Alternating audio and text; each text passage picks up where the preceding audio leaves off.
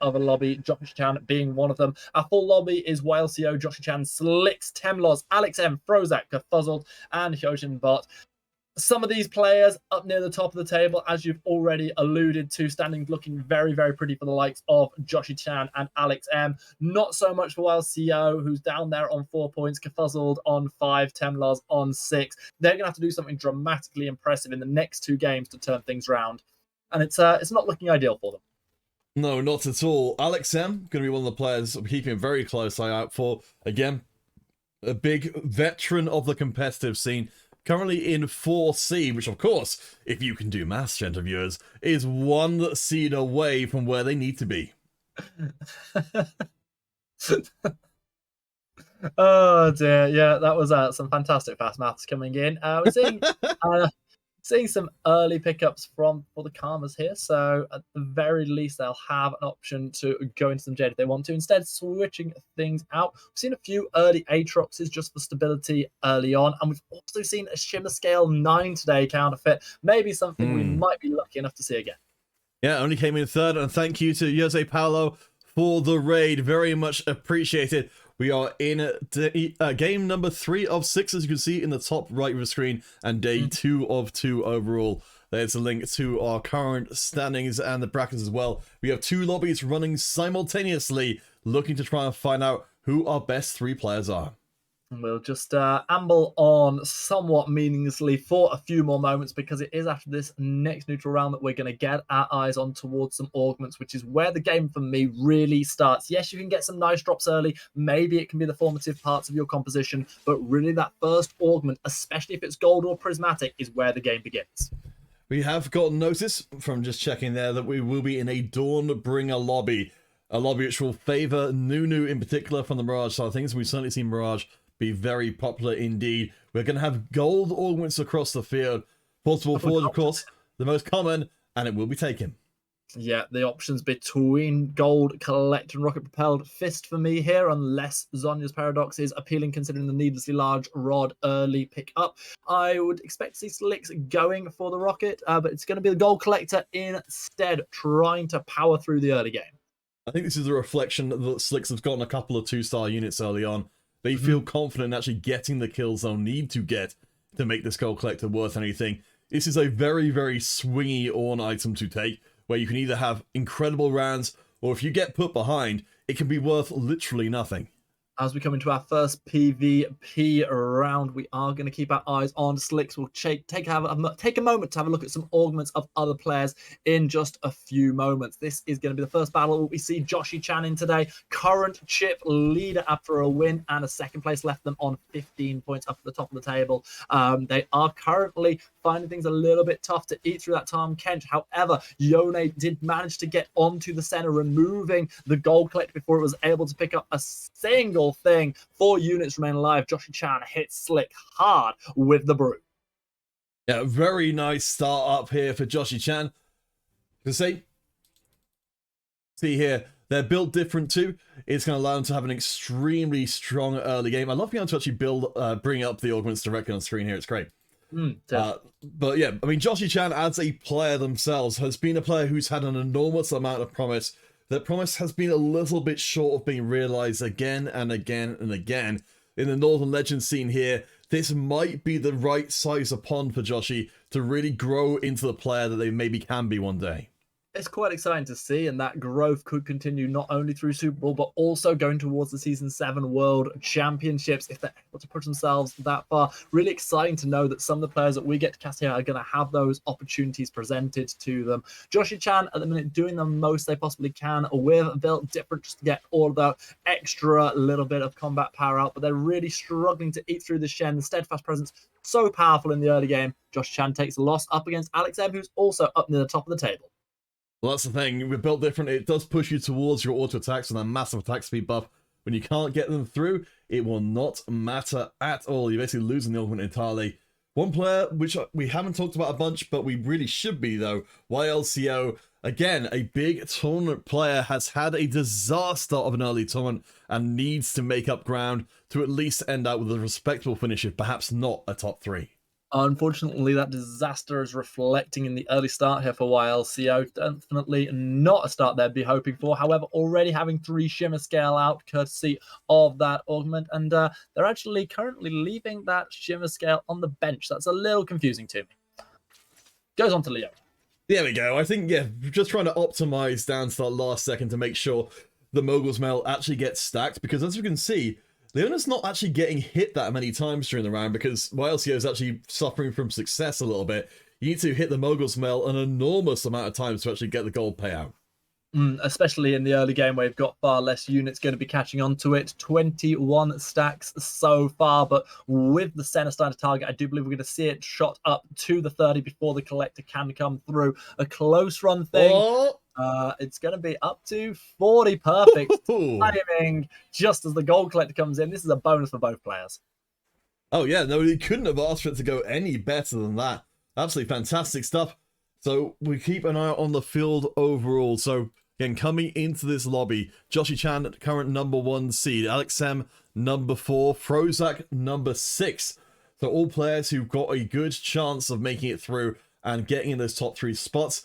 Frozak has gotten themselves an early trainer 3 though, and that's usually been the precursor to a very dominant game. Certainly often the case. YLCO, who you called out earlier on, able to get the spatula on this carousel as well. They'll be delighted with that as they look to push further forward, probably towards the further Shimmer Scales. One thing that is being asked about in the chat at the moment, and by the way, a big welcome to everybody joining us coming into game 3, especially to those of you and giving us a few shout outs in chat. Always love to be able to interact with you guys. And a few people asking about the scores. We've got ourselves a document where we can link through, I think it's exclamation bracket, and then you can click a link, check out the scores, the current standings if you would so like to. But exclamation scores doesn't do a heck of a lot. I can see my colleague from the Rising Legend broadcast Twitter in the chat just clarifying this is not Day6 region. I think people have been trolling a little bit. We're talking about Day6 here because we're definitely not in Germany at this particular point. We are in the northern regions. We finally got our chance to take the spotlight and prove just how good the players from this particular part of the EMEA are. Well, right now, Heimerdinger unable to do a huge amount for Frozak despite getting the early 3 trainer. Temlozz continuing the strength of their early game. Alex M also having an exceptionally strong early start, and they're one of the players who we're looking to finish in that top 3 as they try to push towards the top 3 at the end of the day. I'm interested to see how Hugenbot and Kerfuzzle do here, though. They're both on win streaks right now. One with the Jade. Well, I would say reroll setup, but it doesn't look like it's going to be a reroll ultimately. And for Kerfuzzled, oh my gosh, this is just Olaf Day today. It really is. I'm not sure what's happened to bring about this sudden pivot to loads of Olafs, but it's been an effective thing across multiple lobbies so far. Speaking of these 2 top players at a minute, Peter, Kerfuzzled, I'm not going to say they don't have any chance at all. You know, they could get maybe, they could just win the next 4 games and find themselves through to Superbrawl, but it's going to be really tough for them given their opening 2-game start. Hugenbot, on the other hand, is someone who is pretty close. I believe they're on 10 points, only a few points behind the top 3. A win here could really set them on their path to glory.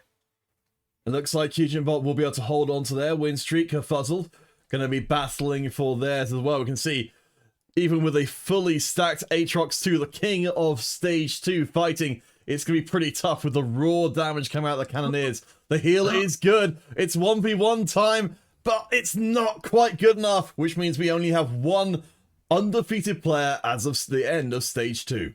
I'm sure a lot of people feel the pain of that one, losing their win streak, going in towards the Krogs. It's the worst possible time. Alex M, on the other hand, was able to gain said streak and now will be reaping the rewards of that extra gold coming in. And Foolers, thank you for... Oh, no, sorry, Sonicus, thank you for correcting me on Day6. I'm definitely thinking of someone else when I was saying the German players. Certainly plenty of good German players as well. But yes, the Russian players we saw in the Golden Spatula Cup number 2 doing some exceptionally good work as well. So for Alex M, let's pop over and check them out again. Let's see. So they've got the Rage Ring, Brew, the Carolina, and Revel start off pretty good here. They've got a win streak building up to try and rival Hugenbot. Of course, can't be as strong as theirs, but still pretty good. Entirely true. Would it be okay to swap over to Joshy Chan, see how they're getting on for me, please? Yeah, let's have a look. dropping down to 88 health, but with this built different composition, they're going to be able to find real peaks later on as they get some of those bigger and more valuable units. It's coming only one round away from a secondary augment, and that itself could be a big game changer. Joshi-chan doesn't have the win streak they would maybe like to. We talked a little bit about the build difference since we've seen it in previous lobbies. That it can, get into top 4 relatively well, particularly if you can hit the prismatic version. Gold is a little bit more dicey, where you need to put together a pretty darn strong board. Winning out overall is going to be tough, but up against YLCO with the shimmer scales, it's working, I think, just about well enough because none of the carries survive. Double shimmer scale items on the Idis, but we know how little damage that champion can put out. It holds out a long time, but if there's no one dealing deeps on the back end of things, it's not always great value. It holds on long enough for Kane to take down a couple of backline units, but Yone is eventually able to rinse through the remaining health bars. A closely contested fight, but it wasn't meant to be. All right, well, we will have prismatics coming in. And while we've got something which looks a lot like Built Different, it's ultimately going to be Exile Sally rather than another Built Different. You put 2 of those augments together, and you've got potentially a game-winning setup. We will, of course, swoop around and check in on our augments across the field, see if we can take the flavor of a lobby. One thing that has actually surprised me quite a lot, Peter, as watching these games across the last few, well, not last few days, but the last 2 days, is how rarely we seem to see the rerolls on traits. Especially along some of the prismatic ones I've seen, have felt like we could have had far higher values. We have seen a reroll having been used here before the eventual pickup, but it feels like a few options have been neglected. Yeah, I think our players are really valuing not ending up with just, a bad selection of augments at some point in the game. But you're right, when it comes to prismatics, these are the biggest impact augments. You really want to make sure you get the one that you exactly can make at least good use out of, because if the other people have got, generic strong ones and you've got ones which are hard to work with, that can be all the difference here. Best friends going to be in here for Alex M, who is on a very healthy win streak. That's raw power being pumped into the comp. Slicks, on the other hand, benefiting from picking up the gold collector, getting themselves up to the 50 gold mark nice and early on. However, the wins aren't really flowing for them just yet, and they need to start stabilizing this composition, getting out some more powerful units if they want to have any chance coming towards the late game.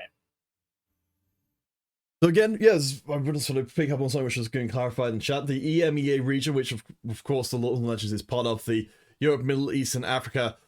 This is the regional finals that eventually some of these players will hopefully be getting through if our Northern Legends team is able to perform well at the Superbrawl itself. There are other ways for players like Joshi-chan and others to perform well and still get through there, but this is just one of the routes which our players will be taking advantage of, particularly if they're not at the very top of the ladder. Okay, so here we go again. Temlozz this time is going to be the one going up against Slick, seeing that gold collector yet again going through, getting a good couple of coin for the send this time, but look how tanky that front line is. The Leona with the Thieves Gloves getting a nice little drop. Now Tarek stepping forward with the Sunfire. The burn is all too much. Temlozz continues their dominance, still up at 90 HP. We've got 2 win streaks as well in Hyunjinbot and Alex M, who are 194 health respectively. Those 3 players all looking so strong in this early game. Joshi-chan not that far behind. We have to take a look at Hyunjinbot's board in a second because it looks very fascinating what they're putting together. One player I am looking at with concern though, after their very strong finish last time round, is Frozak. They're currently down on 33 HP, way below anybody else in the lobby. Yeah, and they have got 11 points, so if they were able to get themselves a top 4 finish here, they'd certainly be in contention coming towards the last 3 games of the day. An 8th might be enough to just knock that hope straight into the ground. And I think this brings up a really good point in terms of where you want to be in the tournament to have the most kind of influence over where you finish. You really want to be in the lobbies with, everyone's going to be in a lobby with some of the high-seeded players, but ideally, if you can be in a lobby with the highest-seeded player and beat them, that helps open up the space for you to be able to then take that place for yourself. So I'm feeling a little bit of synergy right here with Frozak because we can see all of these items on the bench. And it's almost as if they're playing around trying to find the best way to utilize them and just not quite being able to do it, having to leave items on the bench, hoping for other things to come through. And this is what happens to me so often when I'm playing my games. I'm so fixated, so desperate to get certain combinations of items that I leave value on the bench for too long. And I feel like that's what we're seeing from Frozak. Certainly not helping their cause here. What will help their cause is hitting that 2-star Corki that's got the Rage Blade stacking up. It's got to eat through an Idus, though, before the Swain can eat through it. Idus will eventually go down, but Dragonmancer Swain is already ripping through the opposition. 48 stacks, 50 stacks on Draven's axes. It takes a big one to the face, however, and YLCO loses this fight. I'm really astonished because YLCO, as we'll take a look at here, they've got themselves a really strong Shimmer Scale right now. Yeah, we will of course be looking towards 9 Shimmer Scale later on, but I think as we had illustrated in our previous game, while it's on paper a really, really good setup and a load of advantages. There it is. Oh, well, I didn't even realize we'd be seeing that coming through, of course. All right. Well, we're online, the Crown of Champions. That's so early. 3-6.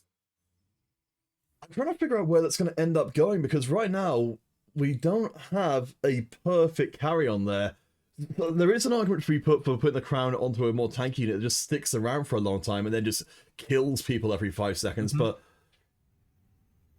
I'm not sure who that would be at this point, though. There's so many 1-star units out there that actually, I don't even know who is tanky apart from the Idus that you can't put anything onto because it's fully stacked out. And obviously, we've got full items already onto the Swain, but it's doing good work from the backline. So it's paying out quite nicely so far, and it's really fun to see when 9 Shimmer Scale comes out. YLCO going to take a victory here. I would maybe be expecting YLCO to be maybe picking up something, going to level 8, as long as they can keep their gold up while doing so, which they've kept very carefully at 80. If they can pick up something like a Xayah, then they've got a little bit more flexibility with where they end up putting, their items, particularly that Crown of Command, which we talked about, which is hugely, hugely important. It being on Kayn right now means it's very possible the Crown actually gets taken out relatively early on into the round. Yeah, this is so very much gold, and obviously that's just going to be boosting up these attacks, as you're saying there, Peter. And it's this is a really strong position for LCO to be in. They dropped a lot of health points early on. They've not had the best of games coming into game 3. However, at the moment, I'm definitely favouring them for having a bit of a win streak through this mid game. Well, bear in mind as well, we still haven't got Zoe as part of the mix, who's going to be incredibly strong. We've got second Idus coming in here as well. I think this could well be a turning point moment. Maybe we could even see the Shimmer Scale go further than it did before.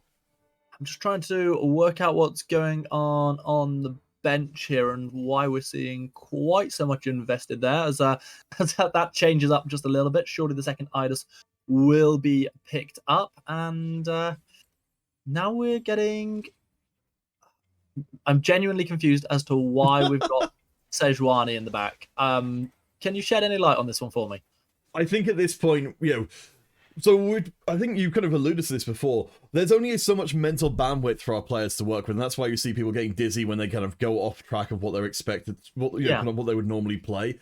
For YLCO, it may well be that they're not necessarily hugely used to playing the Shimmer Scale, and so they just bring in a generically strong unit like the Sejuani. Admittedly, who's more of an early game generically strong unit.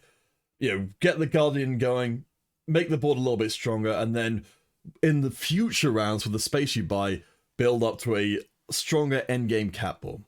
Third augment comes through for YLCO. They do have a refresh available to them if they don't want to just opt into something like the salvage bin there, but instead they're going to be happy enough to just pick up one of these augments already available to them. They're starting to progress through the field, and we saw them getting the win there against Joshi Chan. So in the grand scheme of things, that's the player at the top of our table against the bottom of our table from the previous 2 games, having reverse fortunes to each other. And this is exactly the sort of fight that I was talking about earlier, Peter, why after 2 games, we can't just turn around and say, yep, our top 4 players, the likes of Joshi Chan and Alex M, yeah, they're going to be the ones fighting for first place. Because actually things could just completely flip on their head in these next couple of games. All right, just dropped the scores into the chat. I'm actually going to make a note for... Sazy? Hello? It's all right. I thought the director, Martin Scorsese, had briefly popped in. Okay, I'm completely lost there, I'm afraid. Let's go down to the bottom of the table and check out what Slicks and Frozak are up to. So Slicks currently on a loss streak with very little money in the bank, but they have hit level 8. Unfortunately, they're having a little bit of trouble in this dragon dance going on right now. The Rise barely stays alive, and that means Alex M takes the L, which breaks their winning streak. Yeah, no win streaks to be seen apart from Frozak down the bottom, who has had a reversal of fortune since the last time that we checked in on them. Flicks is looking pretty nice, and all of a sudden the players near the bottom of the table are creeping back towards those near the mid. YLCO, however, did take a loss in that last one, so they lost out on what would have been a win streak. YLCO will get that 2-star IDIS in, and we are seeing the reconfiguration taking place. There's the Zoe we were looking for before, which will help flesh things out tremendously from before. That's nice to see what they end up with long term here. So the kind of the spare unit slots being given across to currently our friends Sidrawani and Bard. The Crown of Command, again, going to be the one that's most focused on where it's being placed. We could have an X in 1 basket situation here with a Zoe. I'm not sure I'm a big fan of it. No, instead it goes onto Soraka. So Zoe dying doesn't mean the round is over for YLCO. So Soraka is going to be quite an interesting unit to watch here, because not only is it going to be restoring some of the health for YLCO, but also it's going to be crucial it's staying alive as long as is possible. Lasers coming through from the Zoe are enough to rip through most of the health bars, and YLCO yet again picking up a pretty convincing win, this time against Frozak, who had just started to build up a win streak, has now dropped back below YLCO at the bottom of the table. Things pretty feisty down there between the bottom 5 or so. Up at the top, however, we still got Hyunjin and Alex M absolutely dominating the field. Yeah, Alex M starting to build up their win streak over again. They've still got themselves a very respectable board. Hyunjin bot just lurking slightly below them again. Looking at our kind of standings coming into the round. Hyunjin bot on 8th seed right now, so definitely within grabbing distance, but it's still Alex M and Frozak who are the ones most likely to progress in the upwards trajectory. Joshi Chan, of course, sitting at the top of the heap, as you said. Definitely not secure at the top of the mountain by any means. Hyunjin and the way they've been playing in this game would like to argue with you about that one, though, Peter. They have definitely got their sights set on climbing towards the top 3. Alex M, who's already up towards that side of things, I believe in 4th place at the moment, also looking very, very strong. Joshi continuing a run of dominance, but has dropped considerably below the health bars of our top 2, and maybe we'll have to sort of set their sights on a 3rd place this time round. Notable that we are getting a lot of money being spent by our players right now. Again, they're gearing up. Stage 5 is beckoning, but YLCO has now hit level 9 to be able to continue to extend their board. There's the Zaya we were talking about before. Amazing carrier for pretty much all of those aggressive items. We've got the Crown in the corner now on the Zoe. Up against Temlozz, who's doing pretty well for themselves. They've gone for a Mirage mix-up. Can't quite believe for the 2nd game in a row we're seeing this Shimmer Scale 9. And I definitely can't believe that we saw Shimmer Scale 9 come in at round 3-6. So that's been an absolute boon for YLCO, who now is restoring health courtesy of that Soraka. Temlozz now dropping down to the last place on the back of that loss. All right, let's go and take the temperature of everybody else in the lobby. So Slicks, we haven't looked in for them for a while. So it looks like they've gone for the Siphon Mage setup here, with the mage in question actually being Rise. Wow, and this Guild and Collector both on top of the Siphon as well, a real variance to the normal items that we see, but some of the sort of the ability to change and to adapt the items that we're putting onto our various carriers has been a real difference between winning and losing in some of the games today. I'd like to watch this fight and see how things actually pan out for the Siphon in this particular fight, because that's quite an unusual state of affairs. It is going to be 4 guilds, so you're getting a massive bonus off the guild emblem, and that's kind of compensating for the fact that you're not running something like the Bloodthirster. All right, we'll see how well it works out. Of course, that first charge is very important. We do actually see the Cane being put to good use by YLCO there, running an assassin into a backline.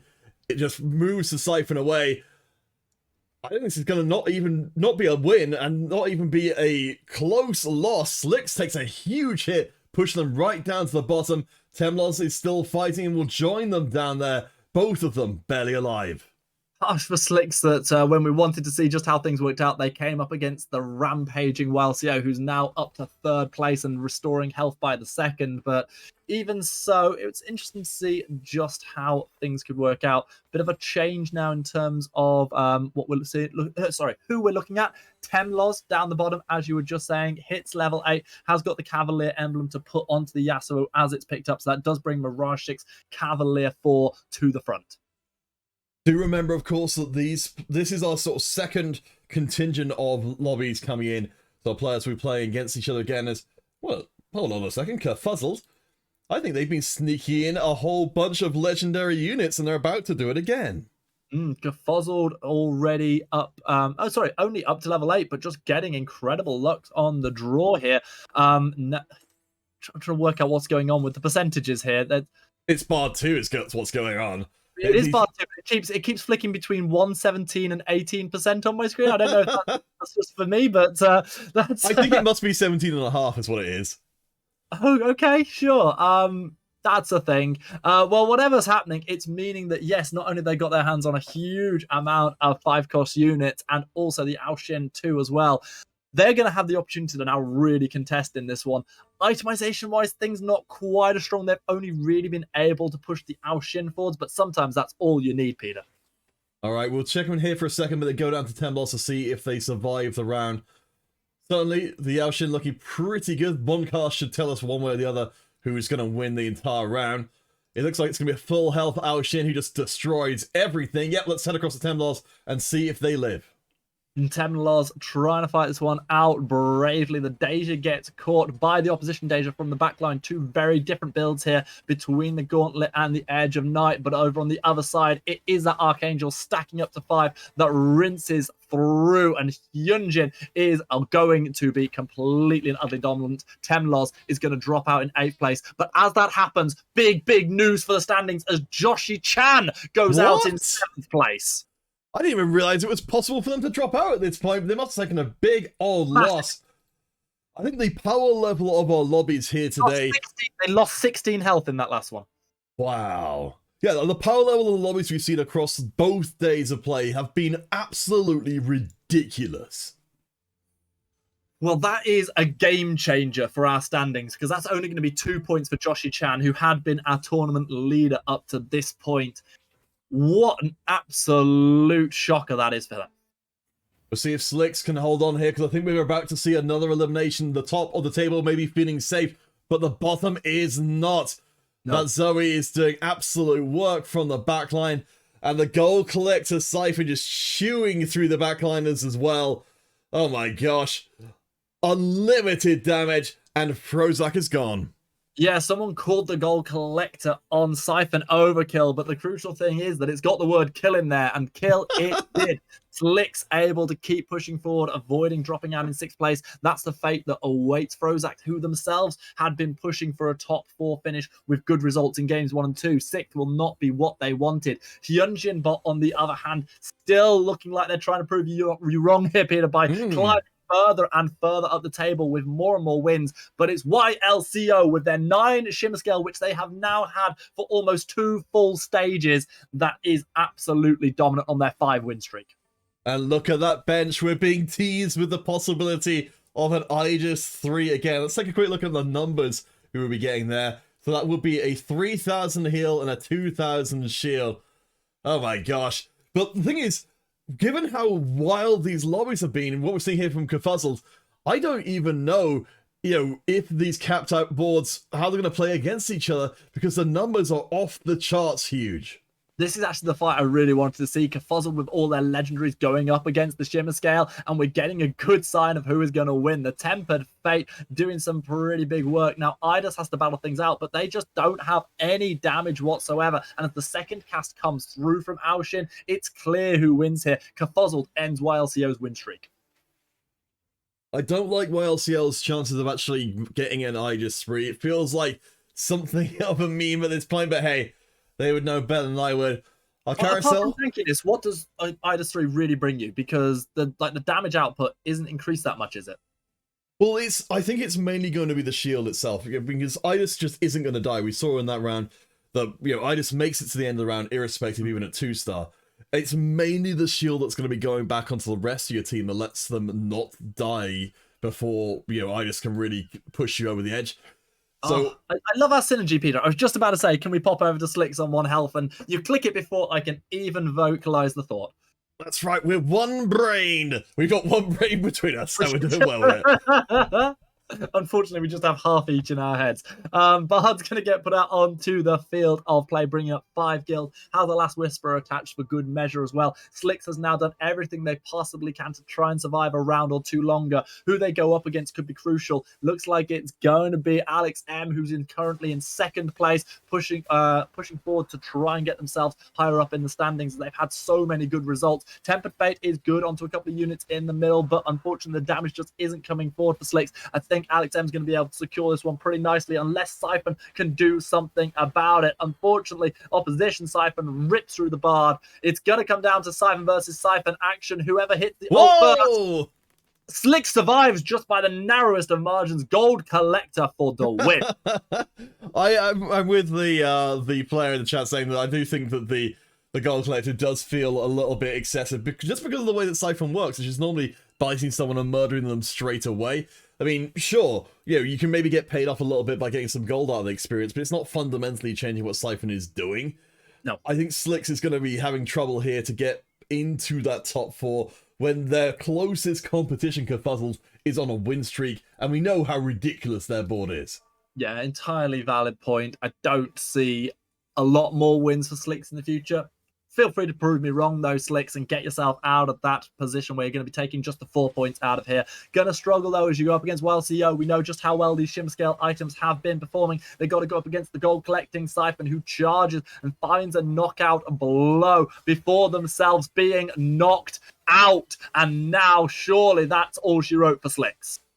Yeah, I mean, this firing line from YLCO, this is the redemption game for them. Again, much like Alex M, YLCO, we have seen around the competitive scene a whole hell of a lot. But I love that YLCO is helping further refine what we saw in the previous game, of taking the same comp which got 3rd and trying to push it further, trying for a 2nd or 1st. Well, now that 2nd or 1st is between only 4 players, all going to be securing at least 5 points each time, which is massive news for Alex M and for Hyunjin, but specifically who are near the top of the table already. Alex M consistently picking up these top 4s. Now the only player through this lobby to be actually doing that in every single game. A really small optimization here for YLCO. I think this is what they're going for. Is they're trying to extend, they took the Yasuo out of their board, or out of their field, I suppose is the better way to put it, because they're trying to extend the duration of this round really slightly to try and see if they can get the payoff on the needlessly big gem and as many stacks on the Draven's Axe as possible. As we see, it worked. Yep, they're going to get a huge amount out of it there. Going to see what they push towards as they have these rerolls at level 9. We've got 4 players left. They've all got really quite individual compositions, so it's going to be fun to see which one gets the win. If you had to put your money on one of them right now, which would it be? I think YLCO is really threatening to find the absolute cap of caps. They're building towards Xayah 3, they're building towards Idis 3, and they've still got a decent amount of money in the bank. I'm waiting for this house of cards to fall down, honestly. Another Idis in the shop right now, which means that they are now 1 away. If these next couple of rounds don't go abominably for YLCO, I think they've got this. Well, I wanted to see them up against Kerfuzzle. That's exactly who I get to see them up against. And that is a complete bopping of the Aoshin, who doesn't even get to cast once. I thought the Aoshin was the only thing that could stop this Shimmer Scale. It doesn't even get a chance to show what it can do. Instead, Shimmer Scale rips through all of the opposition, takes a huge amount of extra gold into YLCO's pocket, drops Kerfuzzle down to 6 health. That might be the last hope of this lobby in stopping YLCO. It's a freight train and it's a coming. YLCO now on top of the field. Alex M at level 8 as YLCO continues to build up. You can see as we look at other players. So Alex M just going to level 9 right now, but they are completely out of cash. Hyunjin is up there as well, but again, out of money. Kerfuzzled in exactly the same spot. While we have got the Aoshin 2 coming in, we have finally arrived at the promised land. Idis 3 is here. This world is over. This is now a lobby that is battling for 2nd place. Hyunjin Bot, Alex M, Kerfuzzled looking for those 7 points. YLCL, you can take the 8 right now. Alex M was really, I suspect, really hoping to duck YLCO.